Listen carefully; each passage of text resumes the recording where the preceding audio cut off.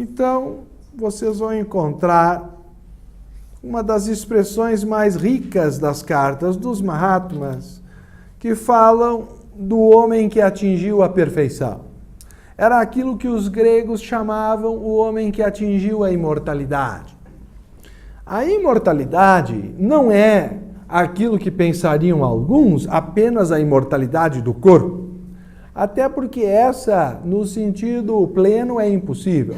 Pode-se prolongar para níveis até surpreendentes para o homem ocidental a duração do corpo. Mas isto que é o objetivo da alquimia, o elixir da longevidade ou da eterna juventude, não é o verdadeiro objetivo da sabedoria divina. Porque, como dizia até Vivekananda, o grande yogi, por mais que se desenvolva o controle do corpo pela Hatha Yoga, etc. e tal, mesmo que se chegue a viver 300 anos, o que se busca é a libertação da consciência. Não apenas o prolongamento da vida do corpo. Quero crer, porém, isto sim, quem sabe, um desses objetivos poderia ser a saúde do corpo para viver em qualidade de vida. Mas um adepto, como também é chamado aquele que atingiu a plenitude da sabedoria ou a perfeição, nas cartas dos Mahatmas, certa vez redigiu: nós não somos infalíveis, todo-videntes Mahatmas em todas as horas do dia. Alguém poderia com razão me perguntar: existem esses Mahatmas? Bom, talvez o grande problema da vida da senhora Blavatsky tenha sido comprar a briga de afirmar que eles existem e que eles vivem geralmente em lugares ermos, até para não entrar em contato com as vibrações mais pesadas do mundo humano. Então, nós poderíamos dar como uma pequena evidência disso, porque eu não gosto de reduzir minhas palestras a um almanaque Capivarola, acredite se quiser. Para aqueles que se dignarem a fazer a pesquisa como eu fiz, eu fui ao Museu Britânico em Londres e peguei nas mãos o original, por exemplo, dessa carta do Mestre Moria, que está carimbada com o selo do Museu Britânico, e aqui tem a respectiva assinatura.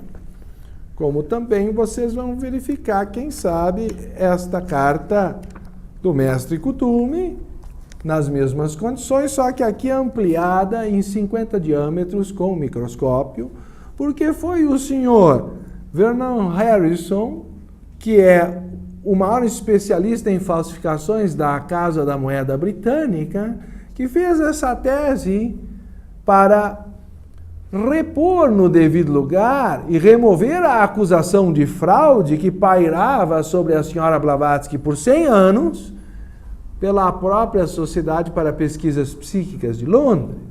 E ele demonstrou cientificamente que aquela acusação anterior não tinha fundamento. Primeiro, demonstrando que a caligrafia dos mestres não coincidia com a dela, etc. e tal, porque pretendiam que a senhora Blavatsky é que tinha feito as cartas, e uma análise caligráfica detalhada é feita. Essa é uma tese de valor científico, letra por letra, como vocês podem ver, mas nas cartas dos Mahatmas, analisadas como mostramos, justamente em microscópio, se vê que a tinta está no miolo do papel sem ter entrado pelas portas. Coisa que não é preciso ser um especialista para ver, eu fui lá e vi. Só que quem é Ricardo Lindo para fazer qualquer afirmativa nesse sentido? Vão até dizer que eu estou engajado na sociedade, é claro que eu só podia dizer isso. Portanto, quando um cientista como o Vernon Harrison faz essa afirmativa, e a ciência apenas não sabe explicar como a tinta está no miolo do papel sem ter penetrado pelas bordas, e vocês sabem, o papel tibetano era primitivo, principalmente naquela época, em 1880 e poucos, quando essas cartas foram escritas, e tem aquelas fibras orientadas de forma completamente aleatória, como o antigo papel que a vovó envolvia o pão, ou que se fazia isso na padaria. Mas se vocês forem observar na ampliação do microscópio, o primeiro dilema é explicar as estrias micrometricamente paralelas da caligrafia do mestre. Já pela natureza do papel não poderia ser assim. Elas teriam que estar deformadas pela orientação das fibras do papel, e não se explica cientificamente como é que a tinta não segue aquela orientação. E segundo, porque tem N redemoinhos de fibras, e elas, na caligrafia, são simplesmente imperturbadas por toda aquela presença de fibra. E segundo, que é opaca a carta de um lado, como também do outro, tanto no verso como no reverso. Então, isto eu coloco para vocês como um fenômeno que os ocultistas chamam de precipitação, e por isso a senhora Blavatsky foi muito perseguida por afirmar que esses Mahatmas viviam hoje em corpo físico. Na verdade, ela chega a dizer na doutrina secreta, sobre a formação do universo, que um dos polos é o espírito puro perdido no absoluto do não ser, e o outro polo é a matéria na qual ele se condensa, cristalizando-se em tipos cada vez mais grosseiros à medida que desce na manifestação. Nosso comentário é que é com base neste princípio de materialização progressiva que a doutrina secreta explica o surgimento do universo. Porém, na época da sua publicação em 1888, a ciência oficial não tinha nenhum paradigma para explicar nem sequer o fenômeno oculto da precipitação das cartas, ou seja, da tinta dentro das cartas dos Mahatmas, que está para visitação pública no Museu Britânico, Departamento de Manuscritos Raros até hoje.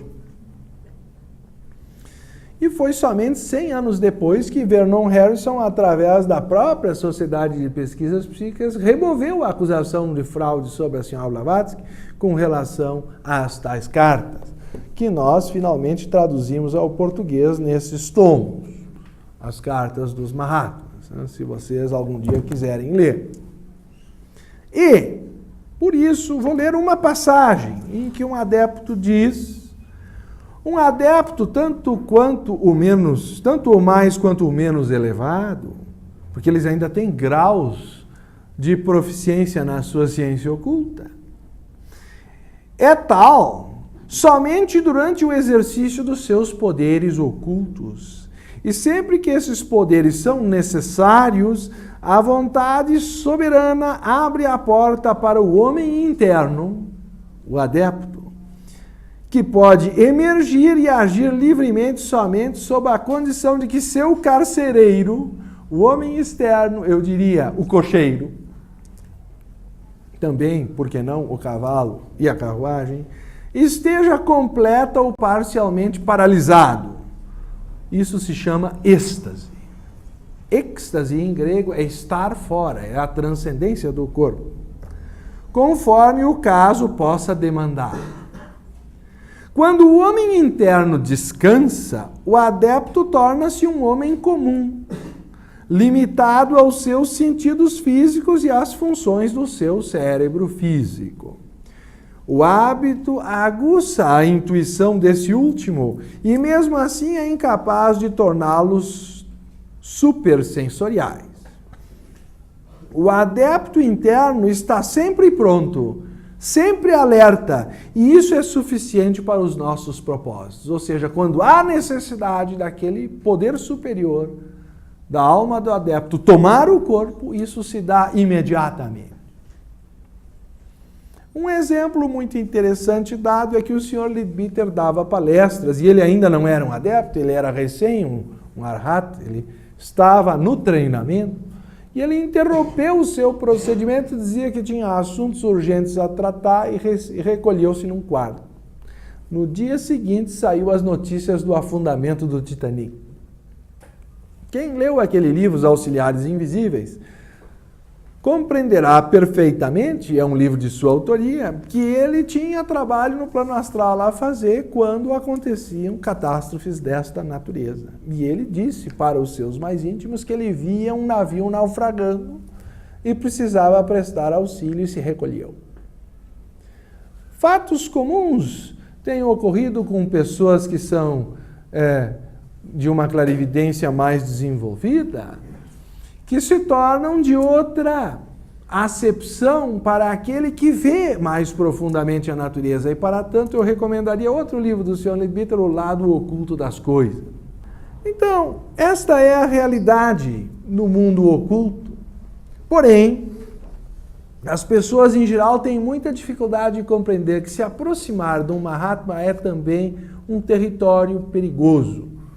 Uma das passagens interessantes de um evangelho apócrifo de Tomé afirma, citando supostamente a expressão do próprio Cristo: aquele que se aproxima de mim entra no fogo, né? Aquele que se afasta de mim está longe do reino. Então não há meio termo nesse sentido. Se nós quisermos entrar no reino da felicidade, há que reorientar o cavalo, o cocheiro e a carruagem a cumprir o seu destino, para que o passageiro, o homem interno, possa revelar a sua glória.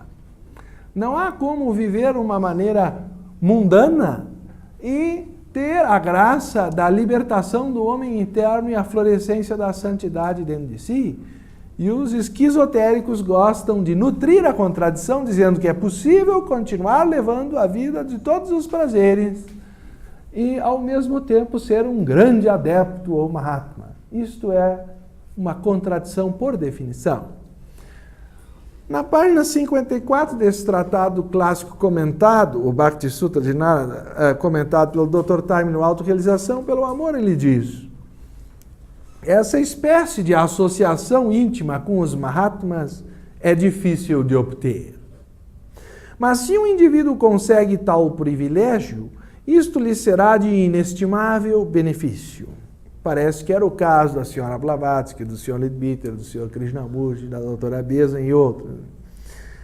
As vibrações mais sutis que emanam dos veículos dos Mahatmas e as forças espirituais dos planos mais elevados que estão constantemente emanando através deles, purificam e sintonizam aqueles que entram em contato com eles, erguendo-os gradualmente aos mais altos níveis do ser.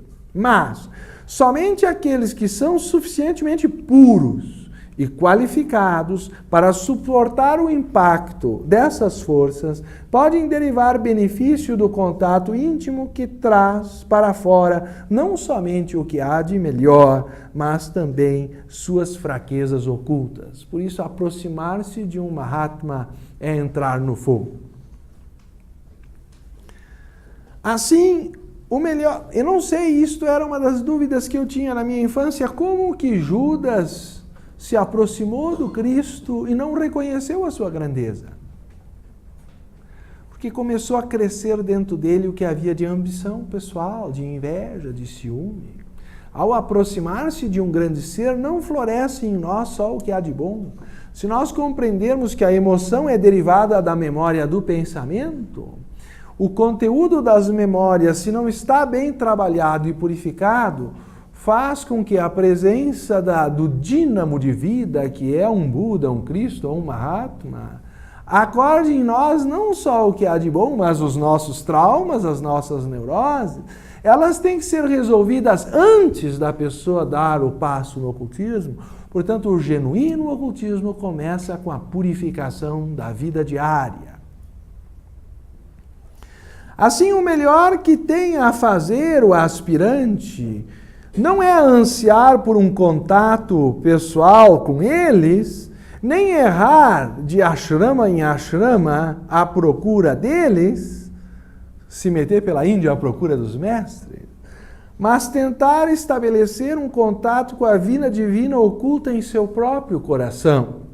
Isto não só é mais exequível, mas também é a maneira mais eficiente de entrar em contato com todos os grandes seres cuja consciência está permanentemente estabelecida na consciência divina. Então, um dos problemas eternos do mundo é a dificuldade de se encontrar seres que vivam uma vida santa e uma vida sábia. Quando há um ou outro aqui e ali, começam as perseguições, acusando de fraude, em geral só se reconhece a santidade depois de séculos da morte. Porque incomoda muita gente ver que alguém seja mais santo do que nós. Admitir que haja um ser superior já é uma dificuldade. Admitir que haja homens perfeitos é uma consequência natural da compreensão do karma e da reencarnação. Ao longo da eternidade, alguns vão alcançar a perfeição. São o Buda, o Cristo, o Krishna, Shankara, Patanjali e outros tantos. De lá vem a teosofia. Ela é a sabedoria dos que atingiram a perfeição. Então aqui a minha palestra cumpre o seu objetivo. Muito obrigado pela vossa atenção.